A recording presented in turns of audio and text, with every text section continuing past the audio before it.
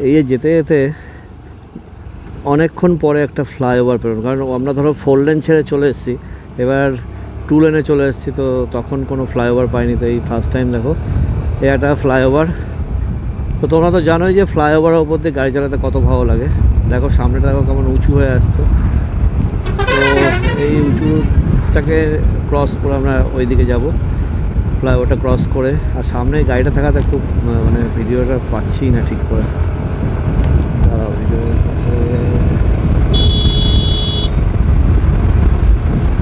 Cross করে নিয়ে আগে। এইবার উঠলাম। এই দেখো কতটা উঁচু ছিল,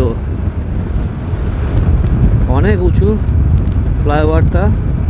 ফ্লাইওভার দিয়ে গাড়ি চালাতে তো খুব ভালো লাগে। আর এই দেখো জগন্নাথ মন্দিরের যে আর কি ফ্ল্যাগগুলো সেগুলো সব দেওয়া আছে এখানে, তো ভালোই লাগছে। মনে হচ্ছে এখান থেকেই একটা মানে জগন্নাথের একটা নাম নিতে শুরু করে দিয়েছে সবাই, তো ভালো লাগলো এগুলো দেখে।